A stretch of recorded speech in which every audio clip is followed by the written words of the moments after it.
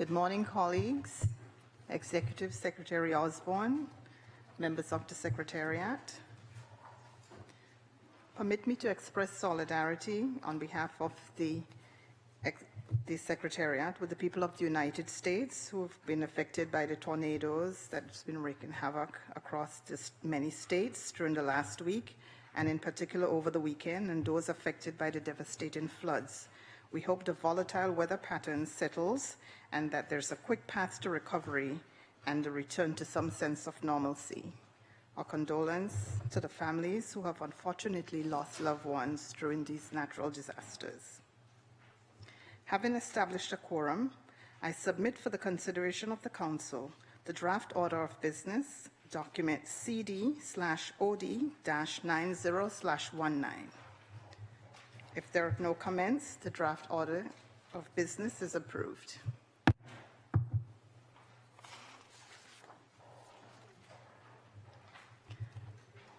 Today, as many of you would recall, our plan was to focus on the matter of cooperation for building resilience.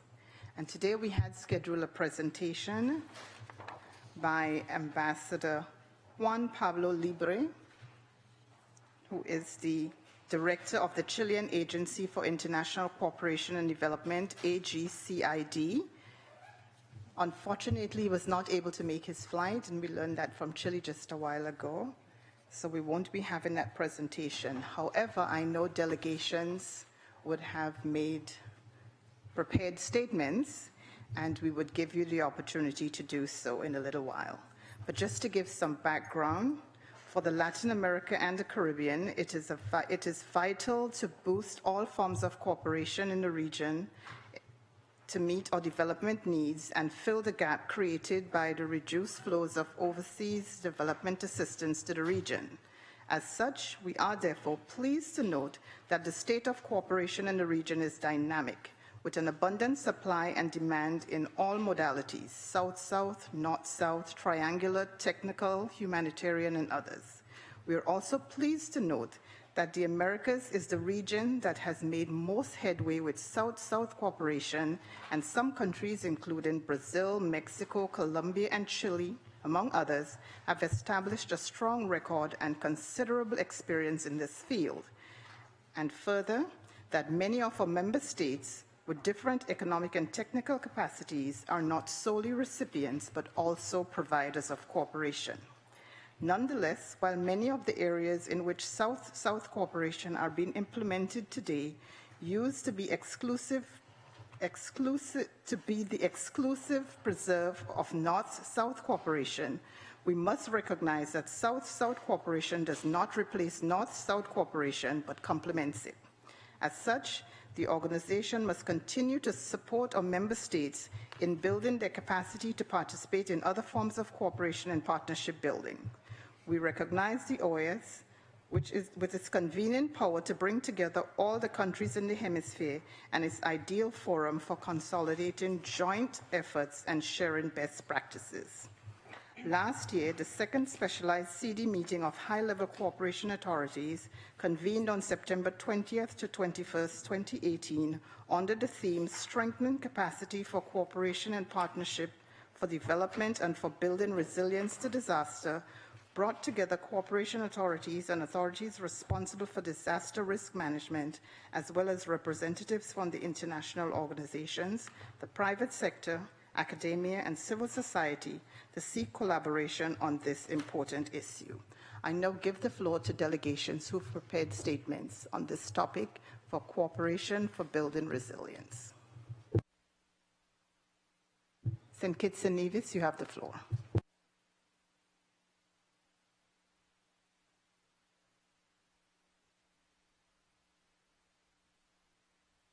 Can you use the mic, Ambassador?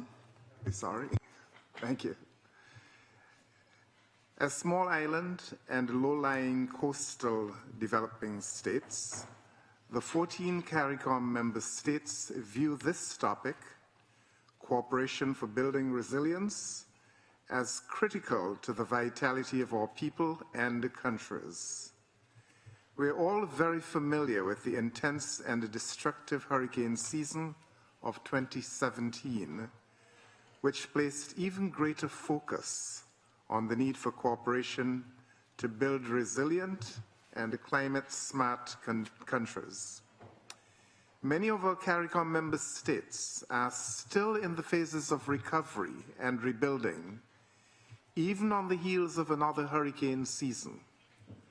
The 14 CARICOM member states are therefore grateful to you, Madam Chair, and CIDI for presenting an opportunity for discussion in the pursuit of solutions through cooperation with our OS family. Being resilient to climatic conditions is a matter of survival. Partnerships are key to achieving greater resilience to natural disasters. In April, several CARICOM member countries participated in a conference that launched the USA-Caribbean Resilience Partnership, which aims to strengthen relationships in building resilience. Since 2018, Chile has been providing training opportunities for CARICOM nationals in disaster management and resilience, with 339 certificates and awards issued in 2018. This collaboration has made significant headway in capacity building for resilience, and we extend gratitude to Chile for this initiative. CARICOM has several other partners in achieving our resilience goals. We expect to strengthen these relationships while expanding our voice on the need to build resilience while striving to attain the UN's Sustainable Development Goals. In the pursuit of achieving more resilient CARICOM member states, we are obliged to draw attention to the fiscal pressures on our economies. Our resources are limited and the demands are high. One hurricane has the potential for wreaking utter havoc with our economic growth. This was evident with the recent hurricanes. CARICOM will continue to sound a clarion call for appending indicators of the region's vulnerability to disasters to existing measures of GDP per capita in developing a broader measure of economic performance. Many of our CARICOM countries are classified as middle income, which hinders access to concessional financial assistance. Many are also highly indebted, a portion of which is often attributed to expenditures for investment in recovery and resilience. The high costs of transmitting remittances, inadequate disaster insurance, and other constraints present significant challenges in building resilience.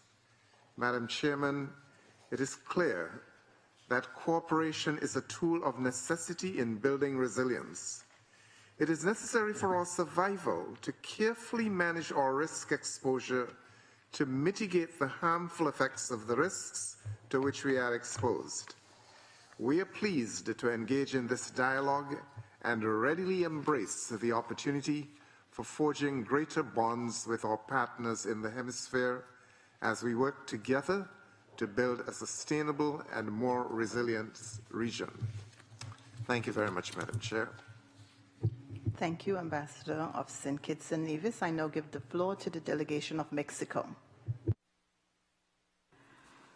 Muchas gracias, señora presidenta. Muy buenos días a todos. Aprovecho para felicitar a la presidencia de la Secretaría Ejecutiva de Desarrollo Integral por integrar un tema tan importante en la agenda del Consejo. Señora presidenta, las dimensiones que asume el tema pasan de lo económico, lo político, lo social, la salud, lo ambiental, entre otros. Es por eso que la administración del presidente Andrés Manuel López Obrador reconoce el desarrollo sustentable y el combate al cambio climático como uno de sus 5 ejes prioritarios en materia de política exterior multilateral.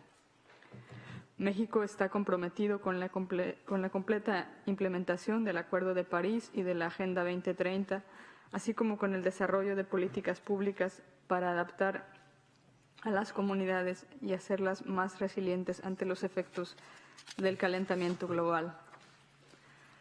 Las políticas climáticas transformadoras, socialmente inclusivas y sostenibles serán clave para reducir las brechas de desigualdad en México.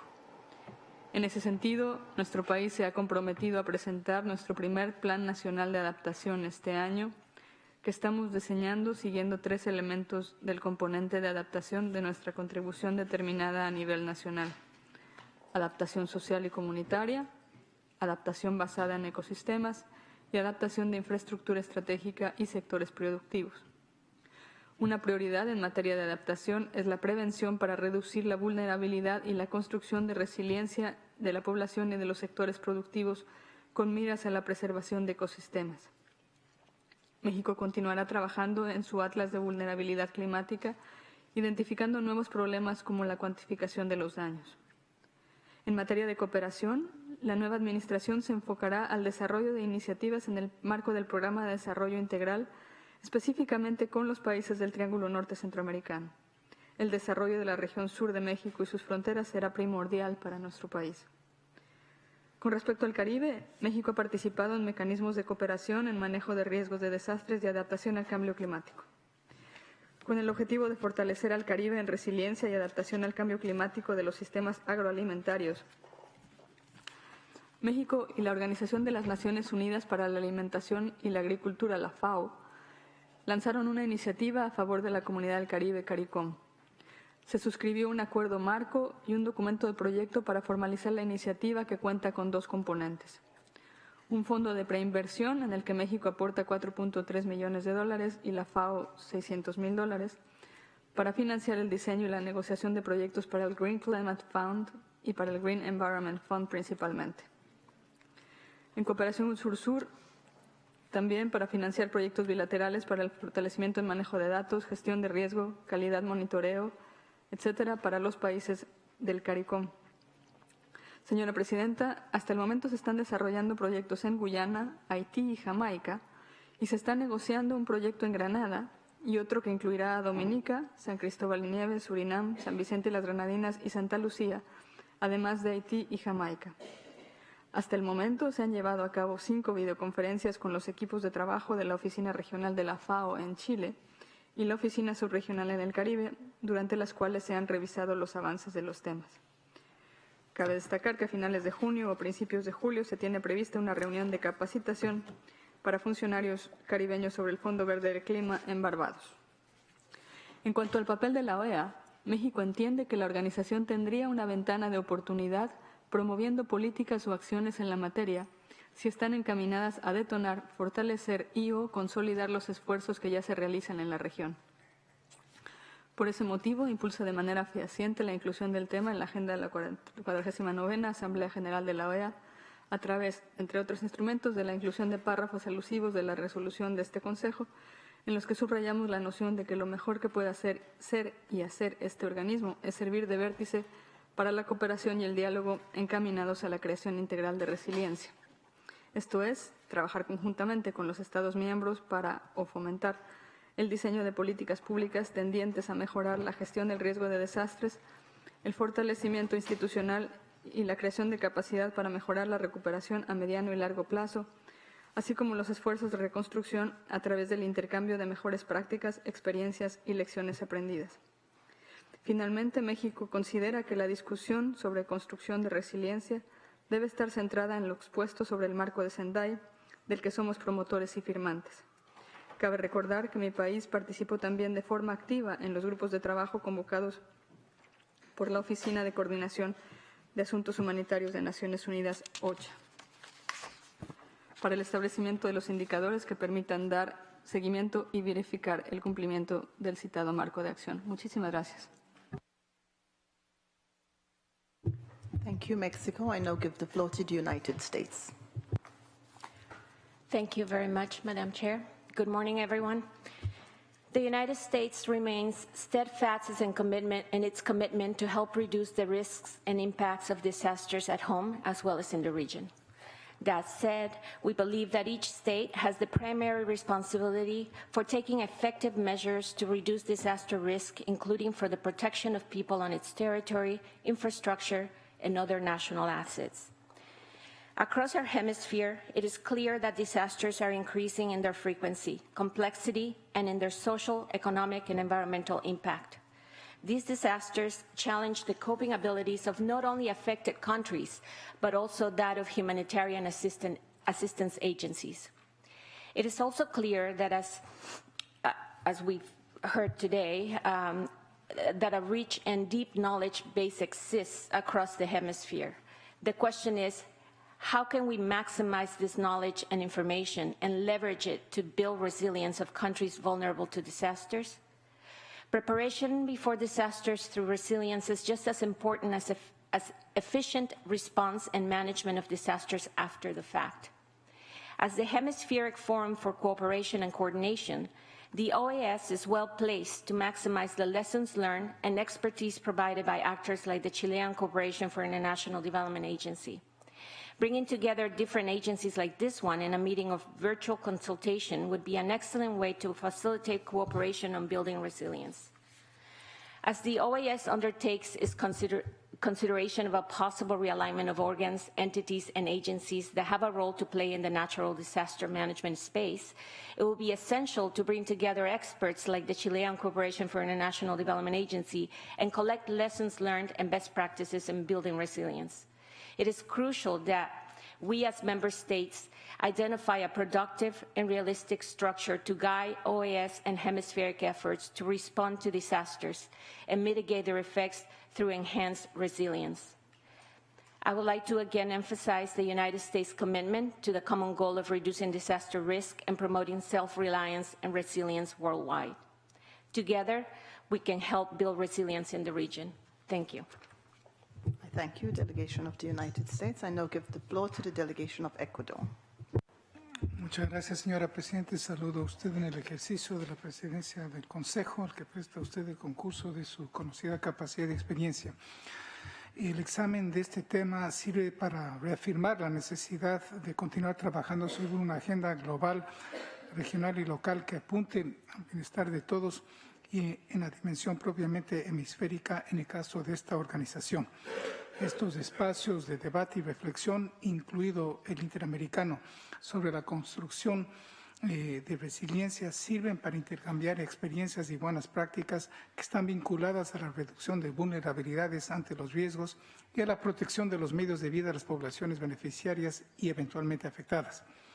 La cooperación internacional en esta materia debe ser estratégica y relacionarse con temas como la complejidad y la intersectorialidad de las cuestiones de desarrollo, la revisión del concepto de sostenibilidad, el trabajo en alianzas entre varios actores con dimensión y alcance suficientes para tener impactos en la consecución de los objetivos de desarrollo. La resiliencia, más que un atributo del sistema, debe concebirse como un proceso dinámico, un proceso de construcción de capacidades que permita a las personas, a las comunidades, a los estados aprender a vivir con el cambio y a gestionarlo para adaptarse a un contexto en permanente mutación. Dado que los individuos, comunidades, organizaciones y los estados no son totalmente resilientes porque el contexto cambia constantemente y surgen nuevas amenazas y nuevos riesgos, la cooperación internacional en resiliencia debe contribuir a elaborar estrategias para reforzar progresivamente las capacidades de los individuos y de las comunidades ante las amenazas potenciales, tanto más oportuno en estos momentos de retos globales, en esta denominada era del antropoceno, en la que el planeta cambia por acción de la persona. El compromiso central de la Agenda 2030 de no dejar a nadie atrás implica la protección de las personas más vulnerables en un mundo en el que los riesgos de sufrir eventos extremos se han incrementado considerablemente. Dado que la cooperación está transversalizada y se caracteriza por su relación con los ODS, aparece de forma central y casi análoga en las metas especialmente de los ODS más globales que persiguen la protección de las personas y la protección del planeta. La construcción de resiliencia está implícita en todas las metas relacionadas con la construcción de capacidades, empoderamiento de las personas y específicamente de las mujeres y sensibilización sobre el cambio climático y los modos de vida sostenibles. Tal el caso de las metas de los ODS 14 y 15, acerca de la protección de los ecosistemas en la medida en que la pérdida de biodiversidad y la sobreexplotación de los recursos naturales afectan directamente la capacidad de muchos pueblos de mantener sus medios de vida ante las crisis. Hay que la construcción de resiliencia constituye la piedra angular de múltiples programas y estrategias de agencias gubernamentales de cooperación al desarrollo, como también de ONGs y de otros agentes de la ayuda internacional que han desarrollado distintos marcos analíticos para permitir converger los efectos de reducción de la pobreza y la desigualdad con la prevención de riesgos de desastres y los esfuerzos en la lucha contra el cambio climático. En suma, la reflexión sobre lo resiliente y su vinculación con la cooperación internacional para el desarrollo no solo implica girar la atención hacia la prevención de riesgos de desastres, sino principalmente una forma distinta de trabajar el desarrollo, más sistémico, más coordinado y menos lineal en la concepción y práctica. Se trata de vincular la merma de vulnerabilidades ante los riesgos con la protección de los medios de vida de las poblaciones afectadas en un proceso de refuerzo mutuo de capacidades.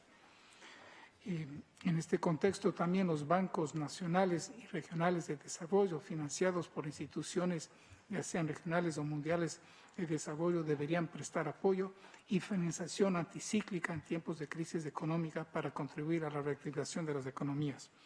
Quiero saludar las palabras que usted, señora Presidenta, pronunció al introducir este tema sobre el estado dinámico de la cooperación en la región, el hecho de que es la región donde más adelante se ha registrado una cooperación sur-sur, que obviamente no reemplaza ni complementa a la norte-sur, y el hecho de que la mayoría de nuestros países no solo somos receptores, sino también proveedores en la medida de nuestras posibilidades de cooperación y de asistencia técnica. El Ecuador, que es beneficiario, ha podido también prestar su cooperación en temas específicos de algunos países de la región del Caribe e inclusive sudamericanos también. Creo, y en este caso reitero algo que yo había dicho antes sobre la necesidad de que la OEA no sirva solamente como un centro para compartir buenas prácticas, sino la importancia de que pueda elaborar estrategias políticas comunes que puedan después ser llevados a las entidades precisamente donde se definen los criterios de cooperación internacional. Un ejemplo muy claro es lo que se puede hacer aquí con lo que decía a su momento el representante San Cristóbal y Nieves sobre tratar y convencer finalmente que los países de renta media no pueden ser clasificados en base del mero indicador del programa interno, del crecimiento interno bruto, que es simplemente un indicador macroeconómico que esconde las realidades en cada país.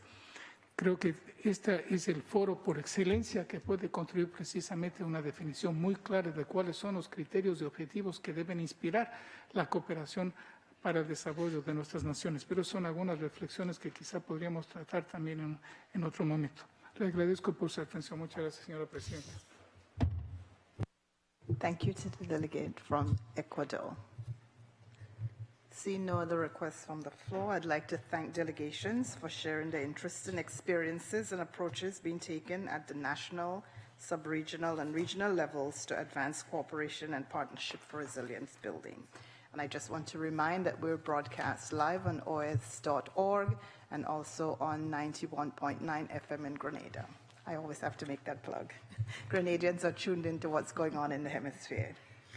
In the Interamerican Council for Integral Development is committed to supporting our member states to strengthen their capacity for cooperation and partnership for resilience building as a key indicator and indispensable tool of realizing sustainable development in the Americas. To close this item, I would like to propose that this Council, 1, take note of the remarks expressed and shared by member states and recommendations we received on cooperation for resilience building, and 2, to request that the Secretariat include this information in the CIDI annual report. I ask delegations if they are in agreement with these proposals. Since there are no comments, they are approved. We go on to item 3 on the agenda, which is the presentation of the annual report of the Executive Secretariat for Integral Development, document CD/.273/19 Rev 1. I'm pleased to offer the floor to our Executive Secretary, Ms. Kim Osborne. Ms. Osborne, you have the floor.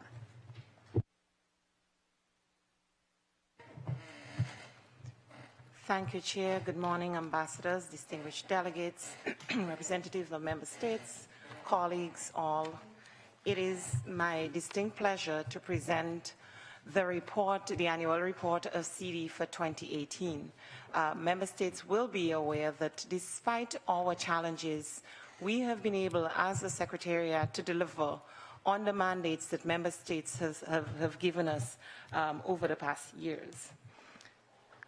Before I delve into the report, however, one of the delegates made, the member states made the point of having access to cooperation and making sure that there's a central point for sharing practices between and among member states. And I am pleased to announce that we are rebuilding the CooperaNet platform, and in short order we'll be relaunching a more robust platform for the cooperation exchanges between and among member states. And we've been requesting of member states your portfolio of cooperation so that it can be made available to CooperaNet. So far, it can be made available to other member states. So it's a matter of matching needs with opportunities. So what we're asking for is for member states to both post their needs and the opportunities for cooperation that exist within the context of member states so that we can build a robust online platform where there's ongoing cooperation and partnerships between member states and other partners, international organizations, civil society, the private sector, so that your needs can be effectively matched and that you have access to that. And secondly, I want to say that resilience is about people, so that to the extent that we can continue to build human capacity in the region, we are in fact building resilience in large measure. And so our work within the context of CIDI on building human capacity and cooperation for that is really essential. And I'm sorry that Chile is not here today, but it's a great example of what we've been able to achieve in terms of concretely building human capacity in a specific area and seeing the results, seeing how people who have been trained have been able to go back to their countries and really make a difference is astounding, and we thank Chile for that. And just to remind delegations, with regard to cooperation, goal number 17 of the SDGs underscores the need to continue to build cooperation in order to achieve the SDGs, and that segues perfectly into my presentation, since what we do in CIDI is essentially affecting economic, sustainable environment cooperation, and education and human development cooperation.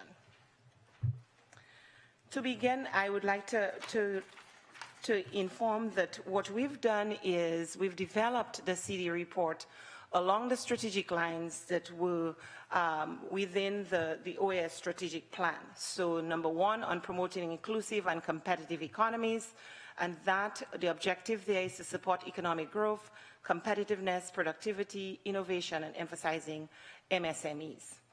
And number two, to promote education and human development in the Americas, and the objective is to reduce poverty, inequality, and exclusion by improving access to quality education and decent work. Three, to promote dignified and productive work for all, and that is with regard to strengthening the labor administration in the Americas. And sustainable development is to build sustainability and resilience in the Americas. And finally, the cross-cutting area for CIDI, which is to foster development cooperation and the establishment of partnerships. So if we look at 2018 and what we were able to accomplish with regard to SMEs, we've been able to work on building a more inclusive, a more competitive SME ecosystem in the region. We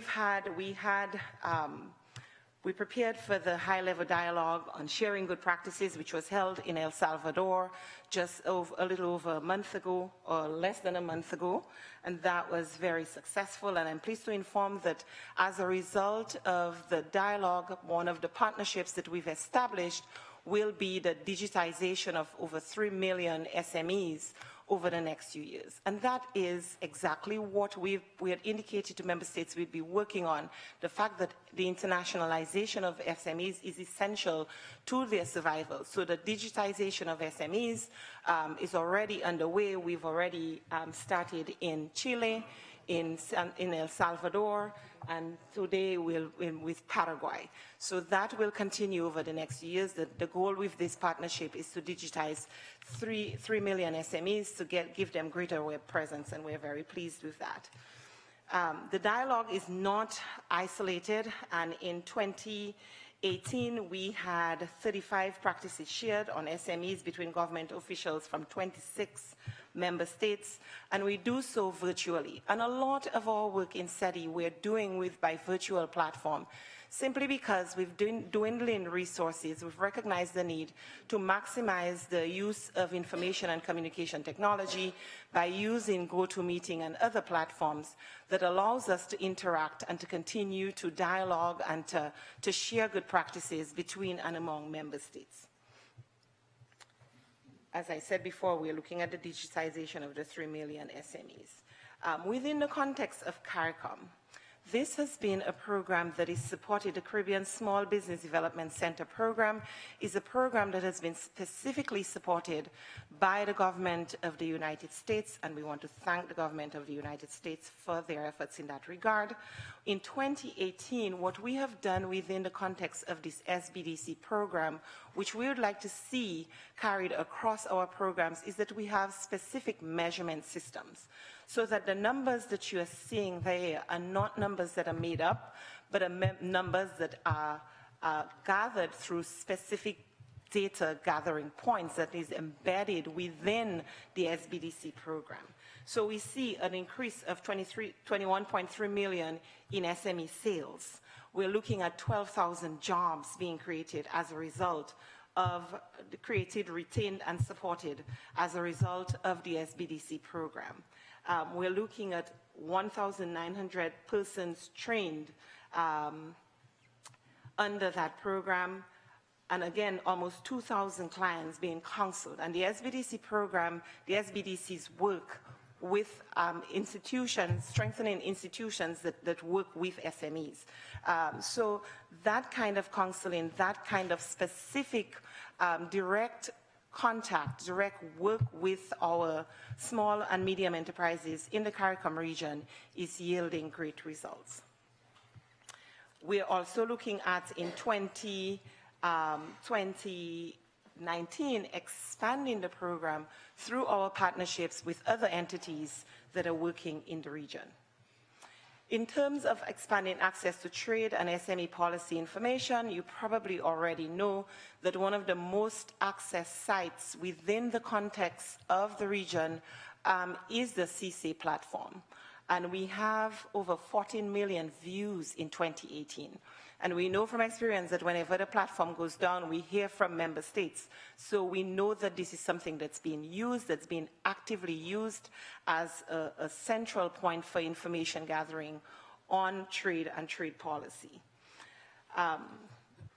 With regard to promoting the REAC, I will go back a little bit to the competitiveness area. The competitiveness area continues to be a real area of growth for CIDI. The idea that we can work with all member states on innovation, on looking very concretely at the competitiveness of their economic ecosystems to ensure that they are in fact using new technology, using innovation. We've been doing so through the ACE, the America's Competitiveness Exchange, and in 2018 we had the ACE for the first time outside of the region, and we had ACE hosted in Germany and Israel. Germany and Israel were previously observers of the ACE, and they saw the importance of hosting the ACE and hosted the ACE leaders from the region with the ACE in 2018. And out of that, we're already seeing partnerships emerging between several countries. In fact, we just announced last week during the ACE in Puerto Rico a specific partnership between Germany and Brazil. And there are several other examples in that regard. And we are collaborating on R&D, we are collaborating on education, connecting or partnering on several areas of growth for the region. We also had the second ACE in Northern California. And again, out of that, we already are seeing the fruits of our labor, where we are seeing partnerships emerging between and among member states and between member states and private sector partners. In 2018, we had 270 plus partnerships and projects on science and technology, innovation and entrepreneurship developed through the 10 editions of the ACE. And I think, again, these are very concrete results that we are achieving. The idea between the ACE, on the ACE is not simply to go and visit. The idea is to establish partnerships. The idea is to build new ecosystems. The idea is to transfer technology and innovation. And these are the things that we're seeing happening as a result of the ACE. With regard to the area of science and technology, as you know, we have the competitiveness, innovation, and technology as one area, and that has worked very well since the issue of science and technology is cross-cutting. And under science and technology, we've been building the capacity of member states, their market readiness for innovation technologies. We have 40 professionals from 13 member states trained in intellectual property, patenting, licensing, prototyping, marketing, and financing through the hub on technology transfer and commercialization for the Americas. We've had this hub ongoing for a number of years. The last edition of the hub was hosted in Chile in September 2018. And again, what the hub does is for 2 weeks, different persons who have new technologies can sit with professionals in the industry and among peers to look concretely at the technology to determine whether that technology has that capacity to be commercialized. And that hub, beyond the 2 weeks, they then work with the industry mentors, many of them from within the diaspora, who continue working on refining the technology, or in some cases saying, look, this has already been done, you probably need to change it, you probably need to tweak it. And that has been a very valuable tool for participants in the hub. And we hope to continue the hub. The last edition, as I said, was in Chile last year. We've had an edition this year already in Panama, and we'll hopefully have another one before the year ends. Promoting the public policies for economic development, that is the GTEx, the group of experts on subnational competitiveness, recognizing that competitiveness, we don't only work at the national level, but working at the subnational level is essential. So we've been working with at the subnational level. Out of the 8th Summit of the Americas, we've had a specific mandate on transparency and within the context of the issuance of construction permits. And we're partnering with Walmart on this initiative in Central America, looking at the issue of ensuring that their certification for construction permits.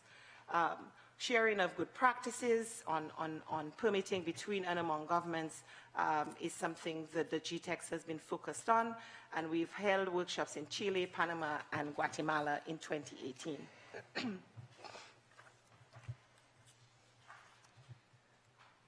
With regard to tourism, in 2018, we had the Declaration of Georgetown. We had the Tourism Ministerial in Guyana, and I think that was a very successful ministerial.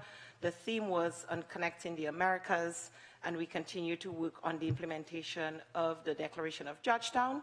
We published, in partnership with the UNWTO, Tourism and Sustainable Development Goals, Good Practices in the Americas. And that was a specific initiative that we launched during the ministerial in Georgetown. Enhancing the development of the heritage economy. Again, this is a specific program that is taking place in the Caribbean, funded by the U.S. Department of State and working with Caribbean member states. And that is developing and strengthening the capacity of the contributions of the heritage to the economy of our countries. And again, I think there's an opportunity to expand that program beyond the Caribbean region, as so many of our member states have rich heritage experiences that they can capitalize on, that can become part of your tourism product, of the cultural product offerings of your countries. And we need to look at how best to harness those opportunities. We're looking at museum conservation skills, developing those in the Caribbean courses on the same values-based heritage site management, looking at legislative guidelines for the improving and protecting heritage in the Caribbean region. The ports area. Within the context of the Interamerican Committee on Ports, I must say that this has been another growth area within the context of CIDI. And Ports has been working on expanding their donor base. And in 2018, with the 13 donors and partners were added, and we had 600 and plus port officials we were able to sponsor their participation in 5 hemispheric conferences and technical seminars that we had on port competitiveness, port security, etc., and a number of other areas. With almost 240 port persons were trained in 12 professional development courses. We've been focused a little bit more on ensuring the active participation of women and recognizing the leadership of women in this whole port sector. This has traditionally been a very male-dominated sector, but we've made it our business to ensure that there is some level of gender parity within the context of ports, and we've been recognizing outstanding women professionals with an award within the context of our work in ports. We co-organized with the National Port Authority of Peru, corporate social responsibility and gender equality within the port sector. We had 210 participants from 18 member states sharing good practices and making recommendations on socially responsible and inclusive strategies for port development. We continue to focus within the port sector on environmentally responsible practices, and we've offered 4-week training courses on sustainable port management and environmental protection in partnership with the ports, several of the ports in Spain, and we are very grateful to Spain for that partnership, that they've allowed us to expand the training that we've been offering in that area. We continue to implement, in partnership with the private sector, the Right Ship Initiative to reduce greenhouse gas emissions of ships while they are in port. Promoting human development and education. As the member states will recall, we have the Inter-American Education Agenda, which was approved in 2017, and we continue to work on that. We have the 3 priority areas: quality and inclusive education, strengthening of the teaching profession, and comprehensive early childhood care. And member states will recall that 1.5 million was approved at the Education Ministerial to support cooperation programs and projects within the context of the Development Cooperation Fund to ensure that member states were implementing the Inter-American Education Agenda. And we have 18 countries that have specific projects and national initiatives, and I will get to that when we come to cooperation to demonstrate how member states have been leveraging the seed funding that they've received. Within the context of the strengthening the teaching profession, our main program on that has been the Inter-American Teacher Education Network. And we did a few things in lots in 2018. We've expanded access to teacher resources through workshops, through toolkits, through MOOCs. We have an audio program that is specifically designed to reach teachers in rural communities who have access to the radio, but not necessarily access to the internet. We have a teacher resource center online. We've had webinars, and that has been available. I think at the I-10 is probably close to 28,000 teachers within the network as we speak. We've had the Education Portal of the Americas. The Education Portal of the Americas continues to exist and continues to thrive with its own funding. It's self-funded. We find funding for the portal comes from the courses that are being developed in partnership, and our partners and member states are the ones who fund the portal. And I have to commend the team on the portal for the work that they've done in 2018. We had almost 4,000 persons trained from across member states. We granted full or partial tuition waivers to them, and we've had a specific diploma on STEM and STEAM education through the Portal of the Americas. And let me say in 2018 also, we recruited a new I-10 coordinator, and we've changed the orientation of the I-10 program, as you may have heard, and the I-10 will now focus on specifically on the issue of STEM education within the context of our member states.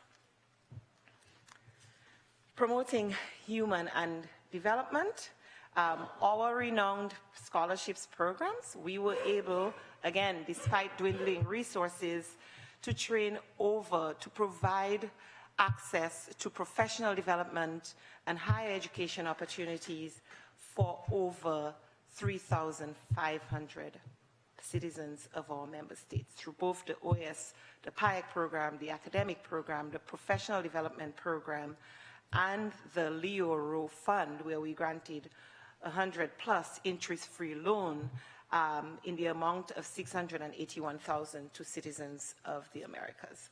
And I thought it important to demonstrate that this is the one program where every single member state benefits.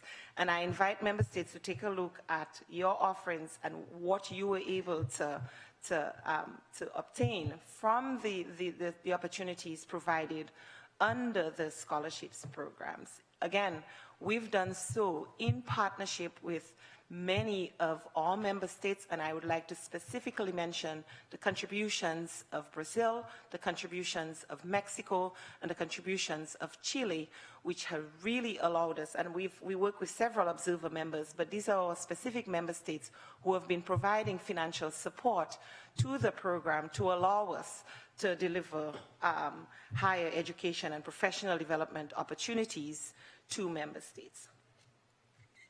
The promoting of decent, dignified, and productive work for all. As you know, the Interamerican Labor Network has been working to ensure cooperation between and among member states. And in 2018, we advanced the work on the eradication of child labor in the agricultural sector. And the specific cooperation exchanges here were between Honduras and Colombia. And again, what REAL does is we fund the cooperation through the contributions that are made to the REAL. We're able to fund the cooperation exchanges between and among countries. We worked on improving youth employment policies and programs, and under there, we saw cooperation exchanges for Barbados, St. Kitts and Nevis, St. Lucia, Grenada, understudying Jamaica's youth employment initiatives.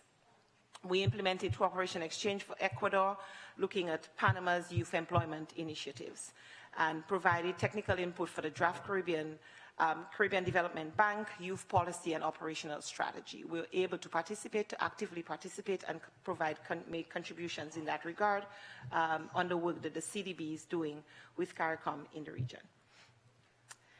Looking at supporting the inclusion of workers' representatives in high-level hemispheric social dialogue, we've been able to have participation at the 8th Summit of the Americas, making sure that both employers and workers were represented at the summit, as well as the OAS General Assembly. And then enhances compliance with labor laws. We've shared good practices on labor compliance with regional government at a hemispheric workshop, which was held in San Jose, Costa Rica in 2018. In the area of sustainable development and the environment, we've been working in areas of disaster risk management, supporting the Energy and Climate Partnership of the Americas, promoting water security through our integrated water programs, enhancing biodiversity management, and strengthening environmental law policy and governance. With regard to disaster risk, again, our program, we effected quite a bit of work providing the certified training courses with the assistance of the government of Chile, with 340 citizens to date, and we are on target to add 765 persons to that list by the end of this year. So we will be well over 1,000 when we look at the total contribution or the total number of people who would be trained under that program. High-level dialogue, again, as we typically do, we've been working on enhancing and building the Interamerican Network for Disaster Mitigation, the INDEM. I hope that member states can take a look at what is available within that portfolio. Within the context of the ECPA, which is again another program funded by the government of the United States, we've been able to establish the Caribbean Energy Knowledge Hub as an information repository of sustainable energy practices and applied knowledge. That is being done in collaboration with the World Bank. We've been training teachers from 6 Caribbean countries on green engineering syllabus, which was developed by the Caribbean Examination Council as part of the Caribbean Advanced Proficiency Examination, the CAPE. We've developed indicators on renewable energy, energy efficiency, and greenhouse gases to assist Caribbean member states in measuring progress towards targets to support the implementation of the 2013 CARICOM energy policy. We've trained 100 experts from 18 countries in energy efficiency, renewable energy, and air quality, and we've developed a harmonized energy efficiency standards and regulations for household appliances in Central America to improve energy efficiency, lower consumer electricity bills, and increase business and trade opportunities among our participating countries. Promoting water security in the Americas. Again, this is another one of our flagship programs that have been in existence for a long time and for which we continue to grow and we continue to see concrete results. Our main partners in that regard have been the GEF and the UNEP. And in 2018, we developed a $2 million project for the sustainable management of the Plata Basin, which has the potential to generate another $40 million in investment. We developed a master plan for investment aimed at reducing the environmental displacement of people in the Trifino region. Again, that region continues to be an area of focus for CIDI and for the OAS, and we are happy that we're able to contribute, our work is able to contribute to the development of that region. We've developed an interactive platform for economic actors to look at the changes in the microclimate. So we're looking at rain, wind, and temperature in the Trifino region, and that has been accessed by over 5,000 users to date in 2018. We developed and launched in collaboration with Argentina, the Argentina Commission for Special Activity, the CONAI, an Earth observation technology for measuring soil water moisture, which will enhance the capacity with regard to water management, agriculture, and disaster risk management. We've designed in collaboration with the Caribbean Waste and Water Association and the Caribbean Development Bank, a regional action plan for governance and building climate resilience in the Caribbean. And we were very pleased to publish in 2018 the 50 years of water diplomacy in the Americas. Many of you member states attended that ceremony, and it has documented over 160 cooperation initiatives over the years in support of member states in that priority area. Cooperation and partnerships.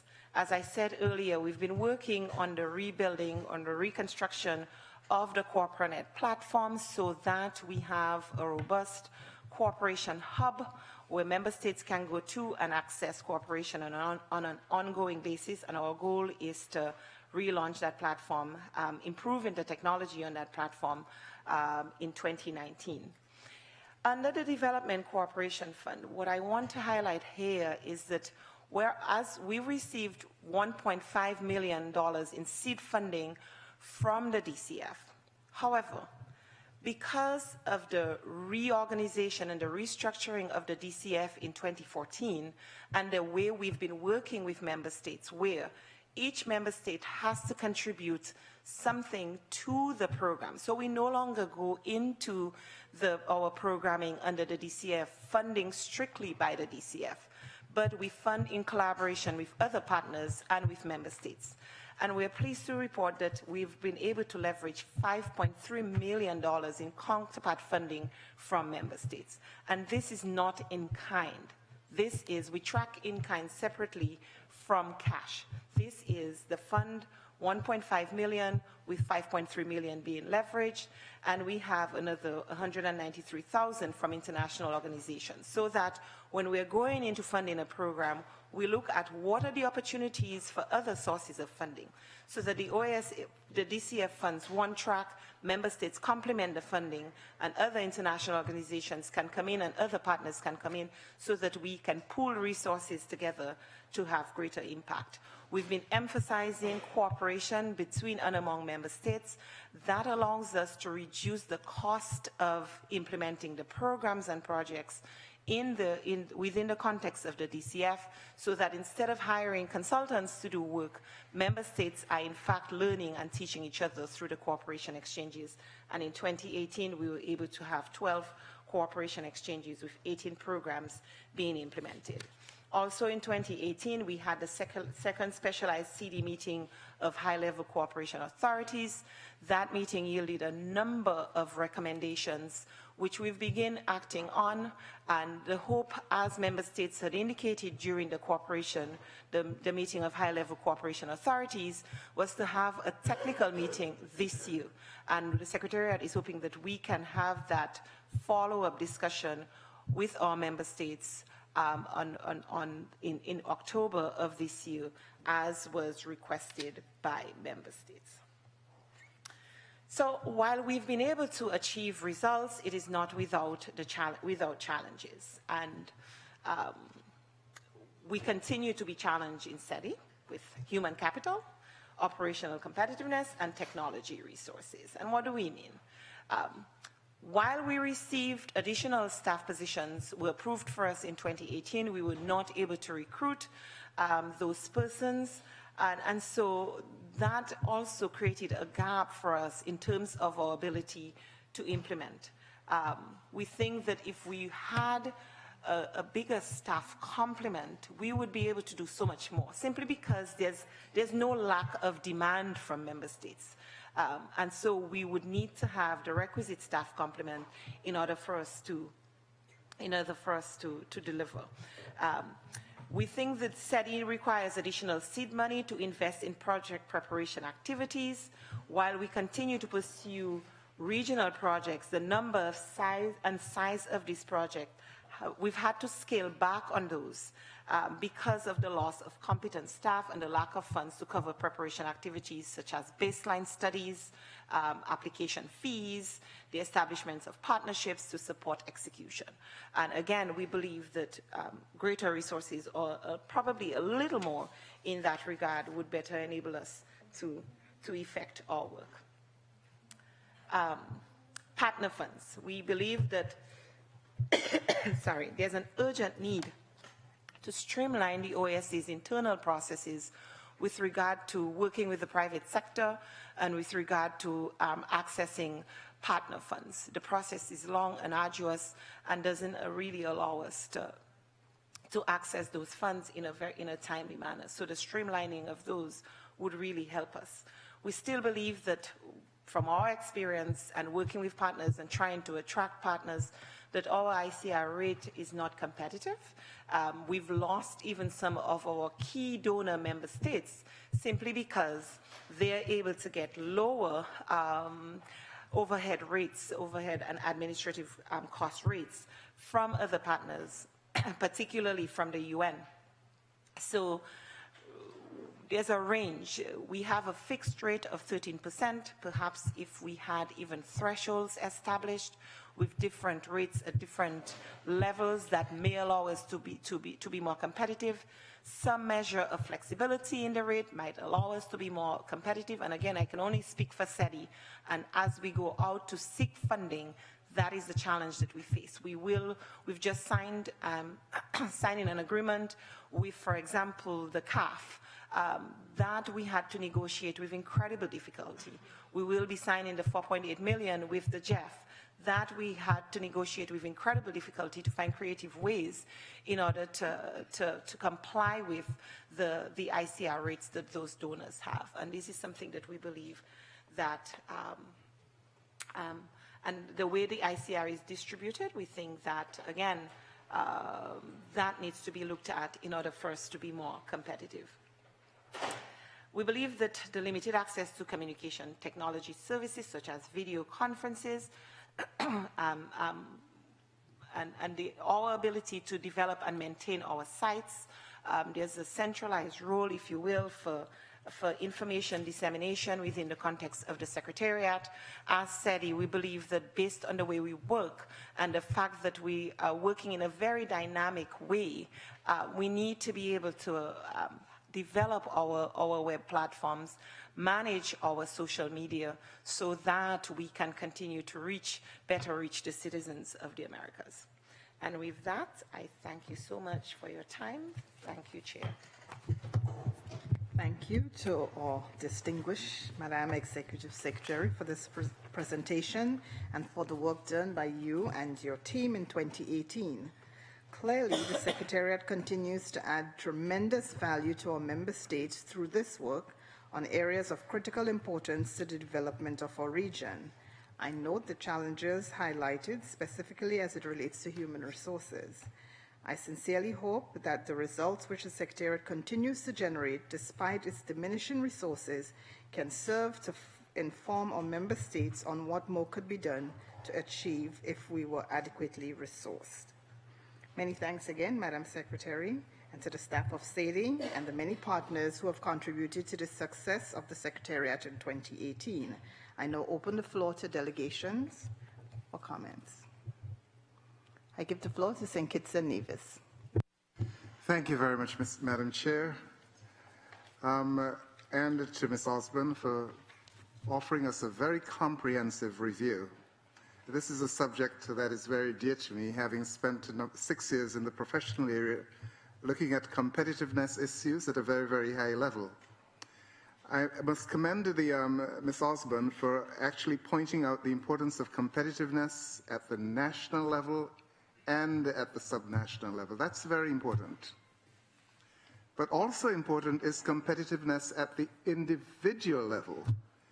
And we really have not said a great deal about that. I think it's important that we recognize that in order to achieve competitiveness at the national level and at the subnational level, it is very important that individuals, when they show up to work each day, operate at an optimal level, producing goods and services for the value of the nation as a whole.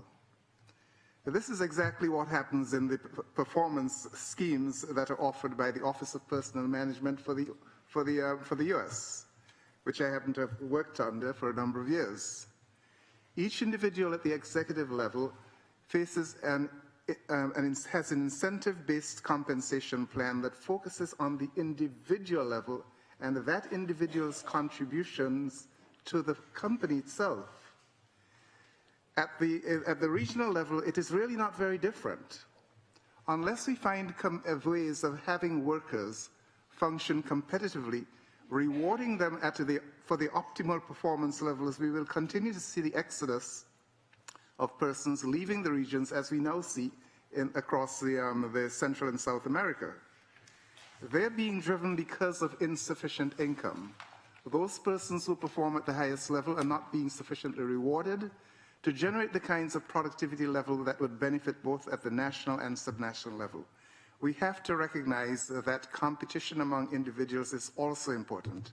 In every other sphere of activity, there is vigorous competition, whether it's in sports, whether it's In sports, for example, we have the World, and in cricket in particular, we have the World Cup games. There's a scorecard that measures the performance of each individual, and he's compensated in some way because of his success or failure at that level.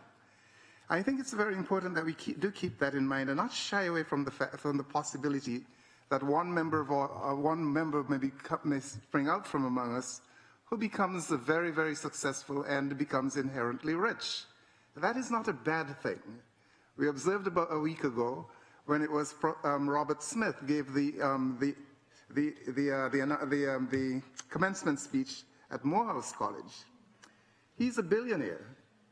He paid off the students, the debt of all students attending that college. That was the announcement that he made 2 weeks ago. Later last year, we had Mayor Bloomberg. He's a billionaire. He actually contributed $1.8 billion for assisting in student aid for low-income and moderate-income persons. It is not a bad idea to have rich persons among us. It's a healthy thing, because they all, in turn, having done what they need to do in terms of buying goods and services and savings and so on, what is left over, they invariably give it away. That's what Oprah Winfrey does. If you can't use it, the inherent mankind is to take care of those who are least among us, and they share their wealth with others. So I would encourage the creation of wealth and not shy away from it and run away from it by any means. Persons who are wealthy tend to do what mankind does. They give their surplus wealth away. Thank you very much. Thank you very much. I now give the floor to the delegation of Brazil. Obrigado, senhora presidente. Bom dia a todos e todas. Por seu intermédio, eu gostaria inicialmente de agradecer à secretária executiva para o desenvolvimento integral, a senhora Kim Osborne, pela apresentação do relatório anual de atividades e parabenizá-la pelo trabalho que vem realizando à frente da secretaria.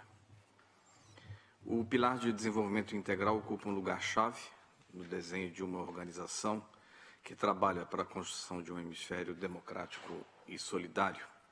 A CIDI é o principal instrumento operacional de tal pilar e merece o reconhecimento e o apoio do conjunto dos Estados-membros. Consideramos positivos os avanços na implementação do atual ciclo programático do Fundo de Cooperação para o Desenvolvimento, no marco do qual se logrou captar contrapartidas significativas dos Estados-membros beneficiados em relação aos recursos investidos pelo próprio fundo. O nível de captação de recursos de atores externos, no entanto, permanece baixo e é um desafio a ser enfrentado para expandir as atividades de cooperação da organização. Nesse contexto, temos todos o interesse em discutir a proposta de roteiro para o engajamento com o setor privado e parcerias multissetoriais, que a Secretaria anunciou deverá circular em breve. Estamos satisfeitos também com os resultados dos programas de bolsas e de capacitação oferecidas pela organização, os quais alcançaram no último ano a impressionante marca de 3.500 bolsas oferecidas, principalmente por meio dos programas de alianças para educação e capacitação, os PAEC. É com particular satisfação que informo que na edição do ano de 2019 do programa Bolsas Brasil, ofereceremos uma vez mais um total superior a 500 bolsas de estudo de mestrado e doutorado completas. Nesse ponto, vale lembrar a decisão adotada recentemente pela Junta Diretiva da Agência Interamericana de Cooperação para o Desenvolvimento, em março último, e que foi endossada por este Conselho em abril, a qual reestruturou o programa acadêmico e incorporou uma projeção financeira orçamentária de referência para o período de 2019 a 2025, visando aumentar sua eficiência e garantir sua sustentabilidade no médio e no longo prazo. Essa decisão representou um grande avanço que, se por um lado gera economia, por outro também virá a depender da previsibilidade orçamentária para ser implementado. Senhora Presidente, o último ano viu a intensificação dos debates neste Conselho, inclusive em seu mandato, sobre o papel da organização na construção de resiliência e na gestão do risco de desastre, um ponto que foi abordado anteriormente no ponto 2º da nossa ordem do dia. O Brasil vem trabalhando nesse tema em parceria com a CIDI desde 2015, o que permitiu a capacitação pelo Corpo de Bombeiros Militares de Brasília, de equipes de 7 países sul-americanos e da América Central, na gestão de risco e na resposta a desastres, com recursos do Fundo Brasileiro de Cooperação. Embora não conste do relatório da CIDI, gostaríamos de recordar que ainda em 2018 foram realizadas atividades de capacitação em Tegucigalpa e em Brasília.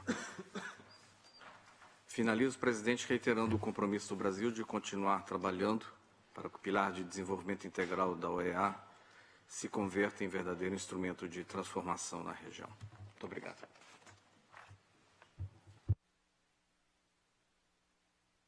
Thank you, sir. I now give the floor to the delegation of Mexico. Muy buenos días.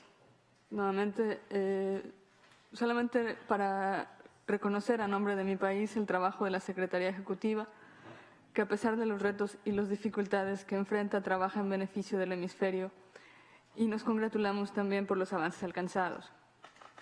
Quisiera también señalar que México reitera su compromiso de seguir trabajando con la Secretaría Ejecutiva para el Desarrollo Integral en sus diferentes ámbitos, especialmente en los temas educativos y de combate al cambio climático, así como a través del seguimiento a los trabajos de la segunda reunión de altas autoridades de cooperación. Muchísimas gracias. Thank you. I'll just give the floor once again to the Executive Secretary to make some summary comments. Thank you, Chair. And just to acknowledge the partners, some of our member states who are stellar partners and without whom we would not be able to implement the work that we're able to do.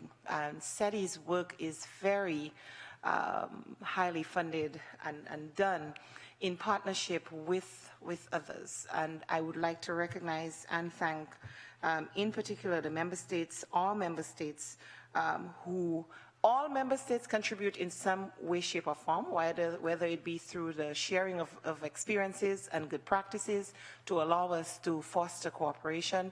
But there are some of our member states who are specific donors to CIDI who sponsor and work on our programs and funding of our programs. And I would like to recognize the government of the United States for your stellar support to the work of the Secretariat. Much of what we do in the area of competitiveness, energy, small business, and tourism and culture could not be done without your support. And for that, we're extremely grateful. To the government of Chile, who continues to fund our program, the program in the Caribbean on resilience and scholarships in that regard, but also funds the Chile scholarships program, where we are able to provide master's and doctoral degrees to students from across the hemisphere. We're very grateful for that. To the government of Mexico, CONACYT continues to support our programs, again, providing funding for many of our programs, as well as the specific scholarship programs, OAS Mexico, to Brazil, for our program on the Coimbrare Group, granting over 500 scholarships per year, and the Brazil Cooperation Fund for the program that we've been doing on emergency readiness and training people from across the region in that specific area. We're very grateful for the support. To the government of Canada for the support that you're providing in the area of labor, we're very grateful for the continued support. To the government of Argentina, particularly on the Humanitarian Assistance Fund, we've been able to work and providing training and other cooperation in the area of disaster risk.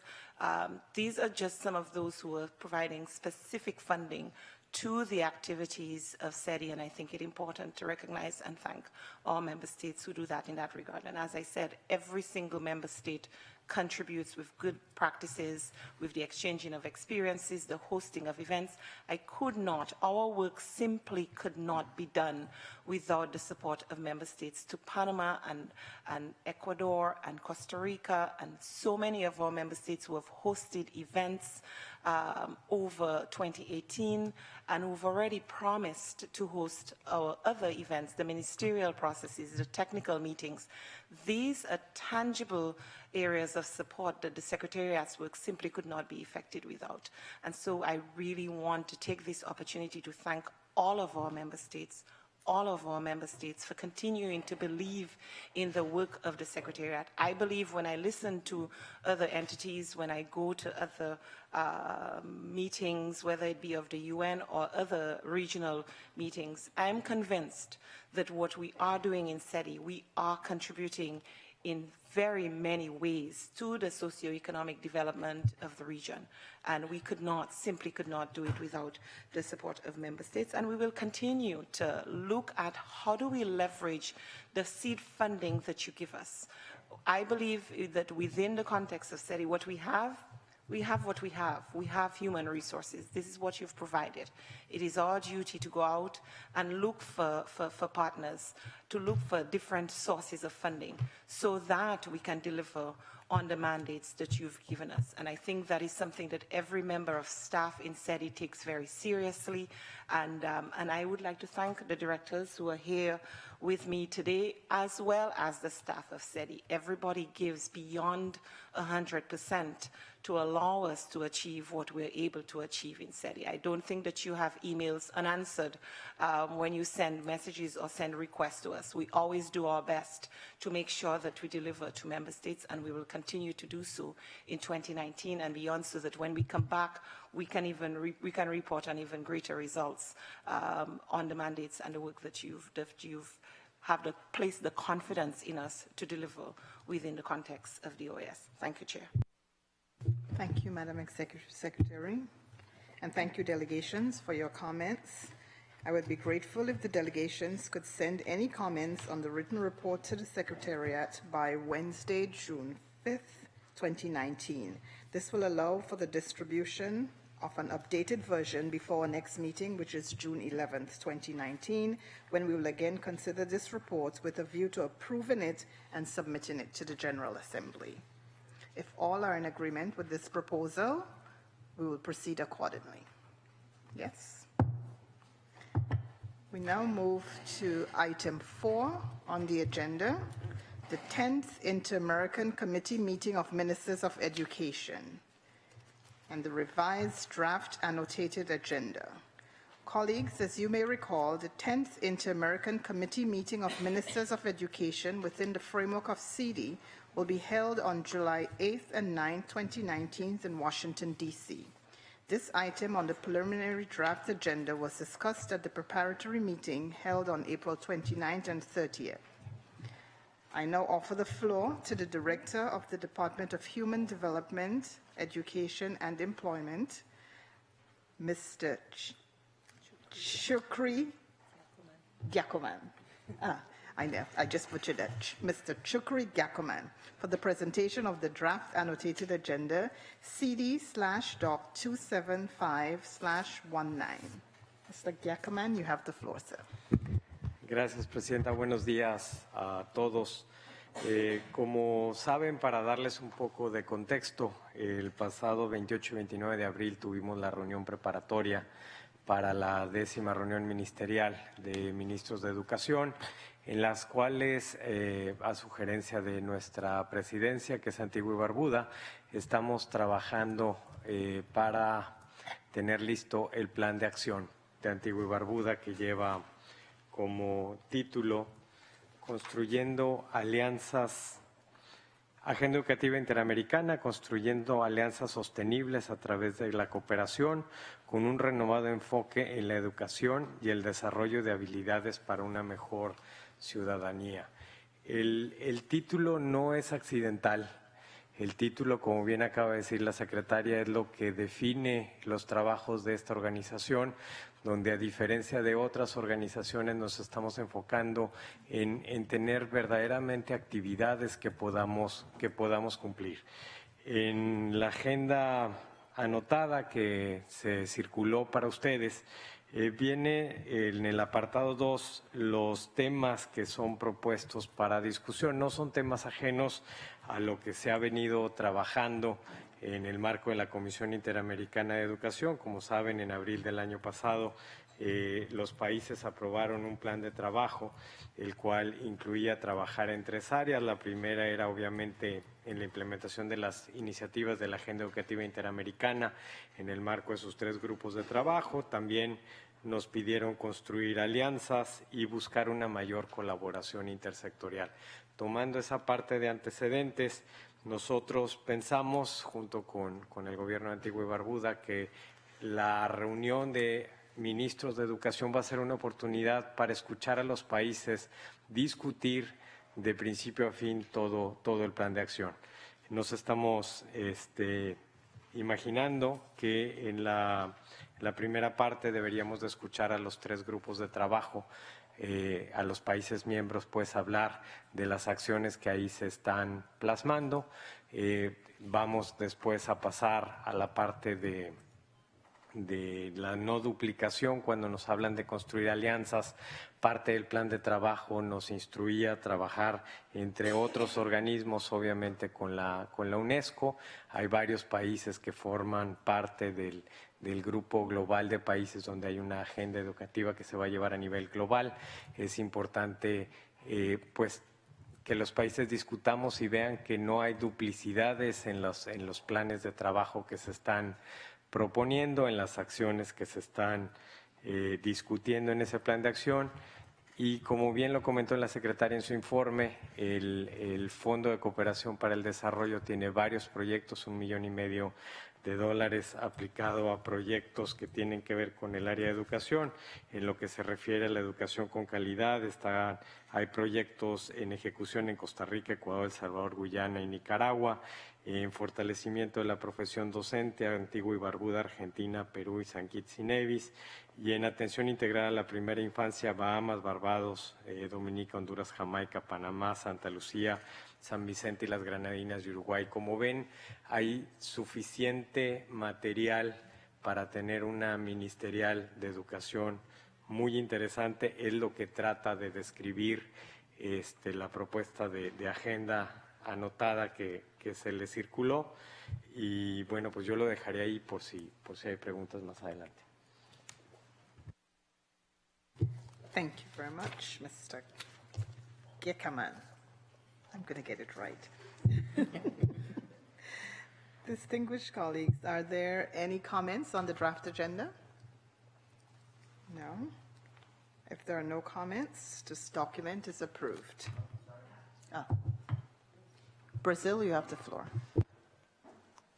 Gracias, presidente, y quisiéramos agradecer a la Secretaría por la presentación del proyecto de agenda anotada, que en una primera lectura nos parece un documento elaborado de mucha calidad, que parece reflejar bastante los debates que han ocurrido en la reunión preparatoria para la ministerial.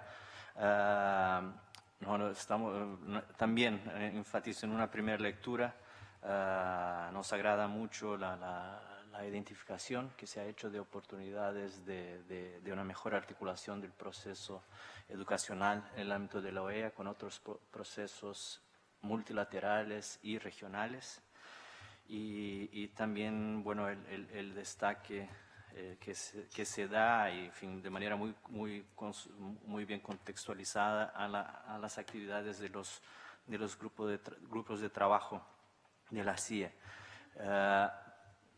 Pero se trata de una primera lectura porque solo hemos recibido el documento ayer. Entonces, por una cuestión de procedimiento, yo creo que sería adecuado que los estados se les dé una semana para, si fuera el caso, hacer comentarios. Nosotros comprendemos que no es un documento negociado, pero creemos que es importante que los estados tengan oportunidad de hacer una lectura calma del documento y, si fuera el caso, hacer comentarios, ¿no? En fin, no nos parece razonable aprobar hoy un documento que se recibió ayer. Muchas gracias.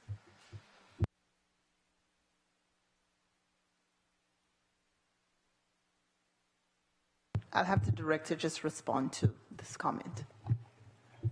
Sí, gracias. Agradecemos los comentarios de Brasil. Solo para cuando el resto de los Estados miembros vuelvan a leer el documento se circuló como con el título de marco conceptual desde la reunión preparatoria que tuvimos hace más de un mes, hace un mes, 28 y 29 de abril. Si ustedes comparan ese documento con el documento de agenda anotada, lo que se hizo fue incluir el tema 2 al que hice referencia en mi presentación, que son la propuesta de temas a discusión. Entonces, nada más se los comento para que les facilite la lectura. El documento seguramente está ya en sus capitales desde la reunión preparatoria. Y ese apartado, que es lo que nos marcan los lineamientos del CIDI para que se convierta en una verdadera agenda anotada, era lo que nos faltaba. Entonces, se tomó el documento del marco conceptual, se agregó la propuesta de temas a discusión y espero que eso les facilite pues el tema de la lectura, pero no estamos hablando de un documento netamente nuevo como tal. Repito, se había en su mayor parte distribuido desde la reunión preparatoria. Y me permito hacer un comentario adicional porque creo que sí vale la pena que cuando revisen ese documento nos ayuden a que las personas que vengan de capital vengan con este enfoque de querer discutir los temas.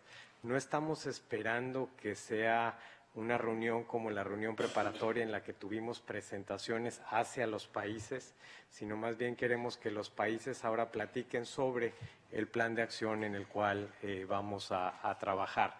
Como bien saben, mañana 30 de mayo es la fecha límite para recibir comentarios y vamos a iniciar con un proceso de revisión, tanto aquí en la Comisión de Políticas como en capitales del plan de acción.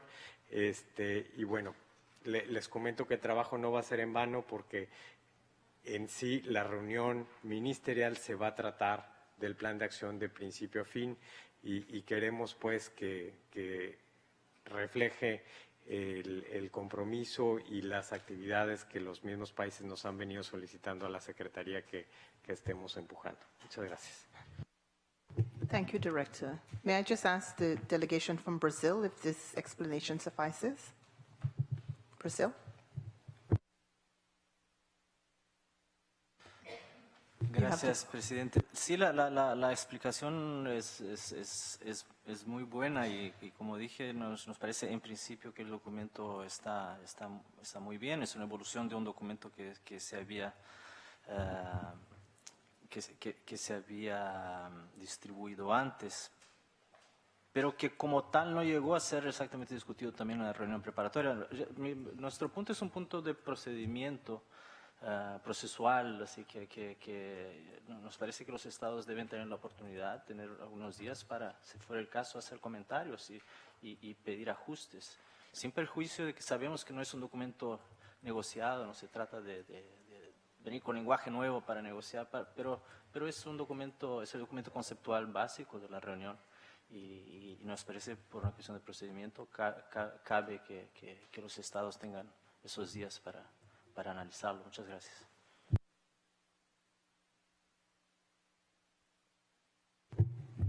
Thank you to the delegation of Brazil. Then we'll consider a week granted for member states to just go over the document one more time. And may I take this opportunity also to remind member states that, as agreed at the preparatory meeting, final comments on the draft action plan, as the director just said, is due by May 30th and will be discussed at the Committee on Policies.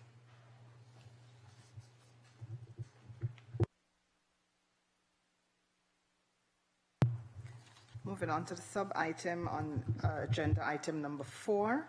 In keeping with Articles 15 to 17 of the CIDI Rules of Procedure governing participation at sectorial ministerial meetings, I again offer the floor to Director Giacoman for the presentation of CD/.274/19, draft lists of special guests and observers for the consideration of this Council. Director. Gracias, presidente. De nuevo, cuando vuelvan a revisar el documento de agenda anotada, lo que tratamos de reflejar en la lista de invitados son aquellos socios con los que hemos venido trabajando, con los que tenemos interés pues, de que nos acompañen en la reunión ministerial. Destaco por proximidad que el evento que acaba de suceder la semana pasada, donde Guyana firmó ya su documento del proyecto en el cual se está instalando Internet en diferentes escuelas con Profuturo.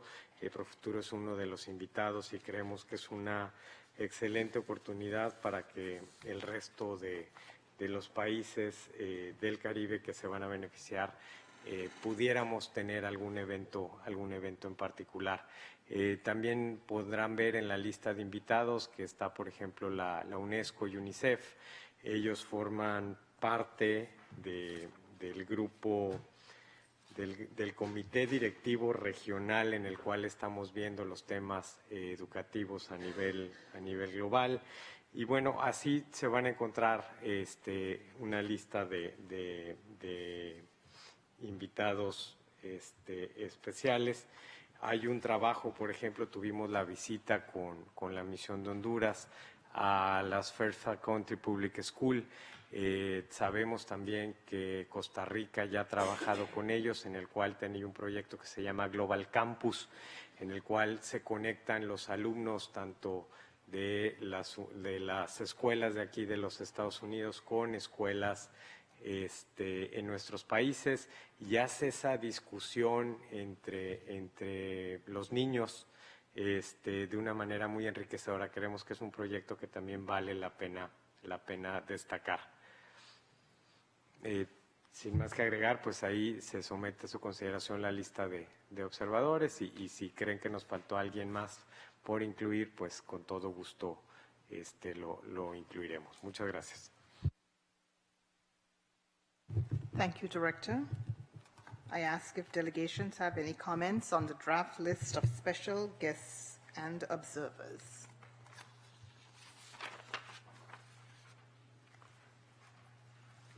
I offer the floor to the delegation of Brazil. Gracias, presidente.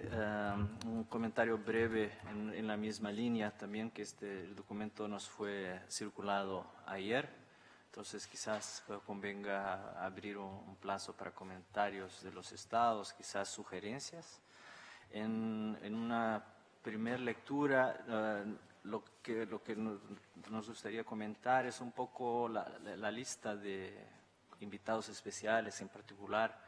Es de lo que nos indagamos es si esa lista, que es una lista bastante corta, si es realmente representativa de lo que serían, en fin, organizaciones de la sociedad civil o del sector privado, organizaciones educacionales que nos gustaría tener en la reunión, ¿no? O sea, no sé si esa lista no se podría quizás expandir un poco, si la Secretaría no pudiera hacer un esfuerzo de identificar otros actores que quizás pudieran ser invitados.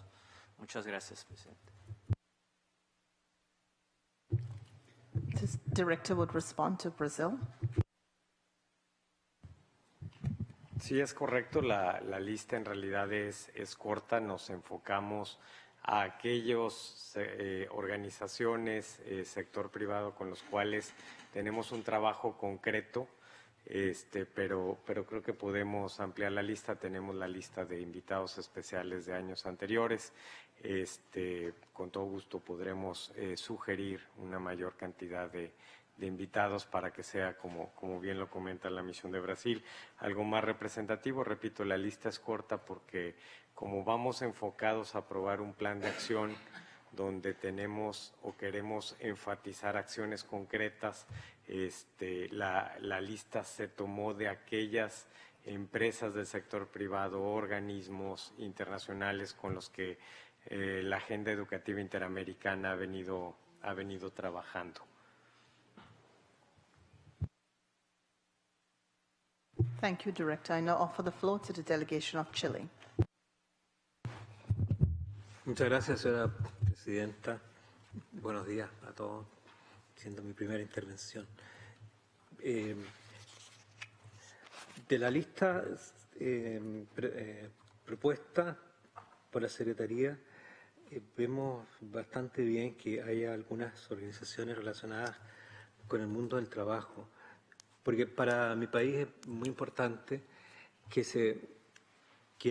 la educación esté enfocada hacia las nuevas habilidades y los nuevos trabajos que se van a necesitar cuando los educandos vayan a salir ya graduados. Entonces, creemos que es muy conveniente y muy necesario que tengan una participación activa en esta reunión aquellas instituciones relacionadas con quienes nos van a decir qué necesidades de trabajos van a necesitar en el futuro. Por eso vemos muy bien que se hayan incluido este tipo de organizaciones. Gracias. Thank you to the delegation of Chile.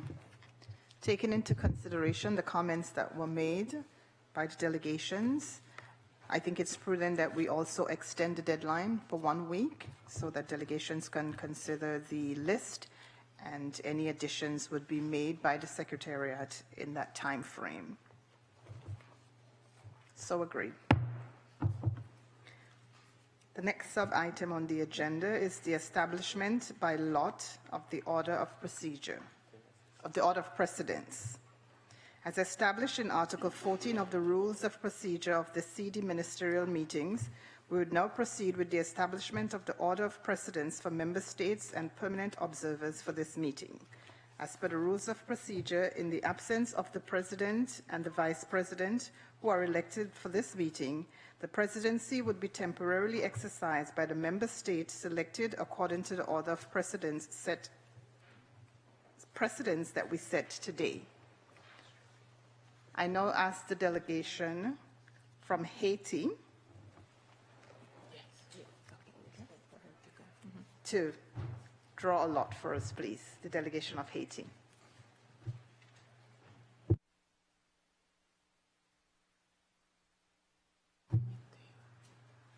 And you could just read the name of the member state you've drawn.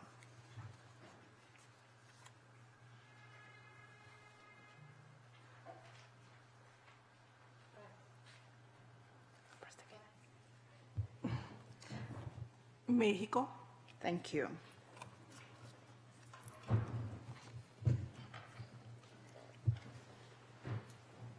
I'll now ask the delegation of Costa Rica to draw for the second.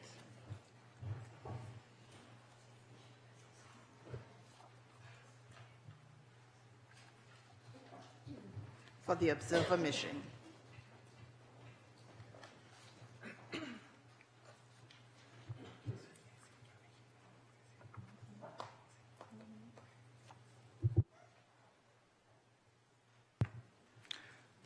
Señora Presidenta, Hungría. Hungría. Gracias. Thank you very much. Haiti, can you please turn off your microphone? Oh, sorry. Thank you. Sorry.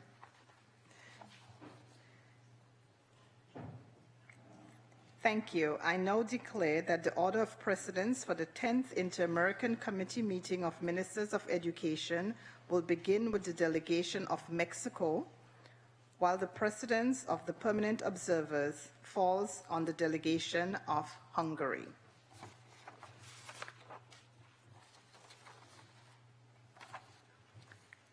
The next item on the agenda, the 8th Interamerican meeting of Ministers of Culture and the highest appropriate authorities.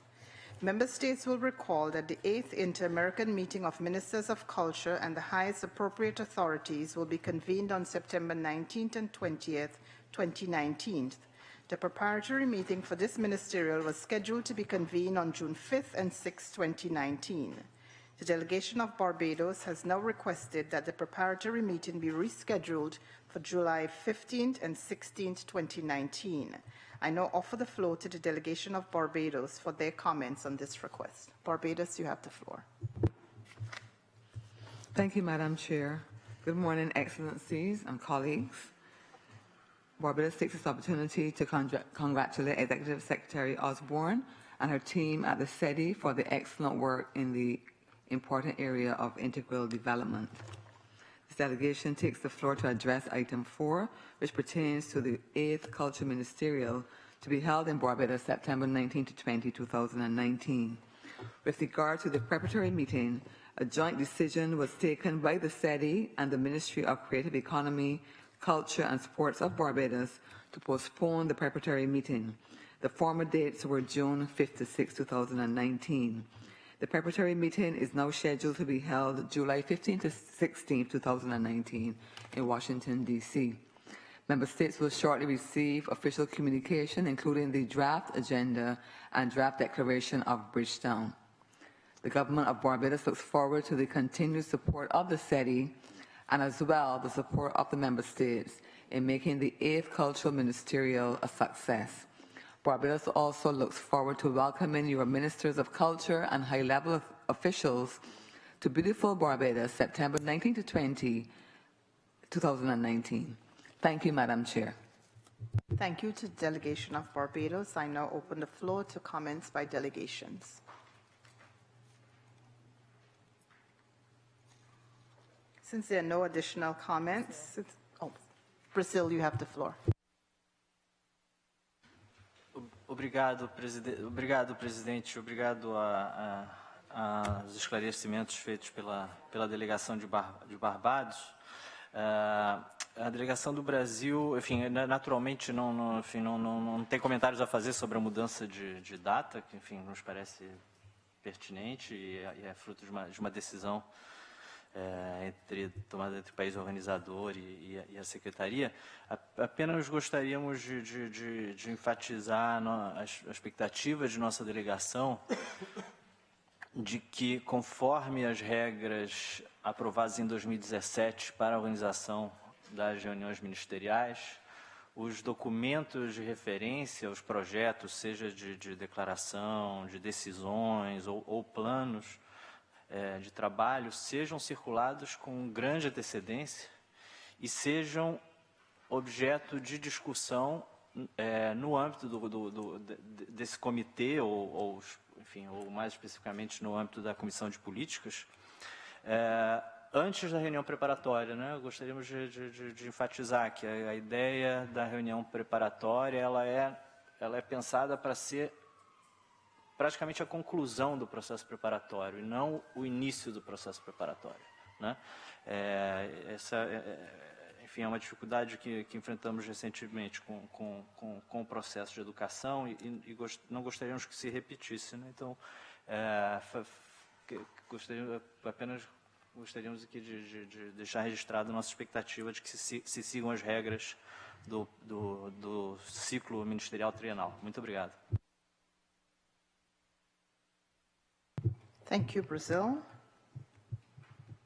Since there are no additional comments, we advise that the official notice of the change of date of the preparatory meeting for the 8th Interamerican Meeting of Ministers of Culture and highest appropriate authorities will be circulated to member states as soon as it is received. We now move on to agenda item number 5, which is the final item on the agenda. I ask if delegations have any matters that they wish to bring to the attention of this council.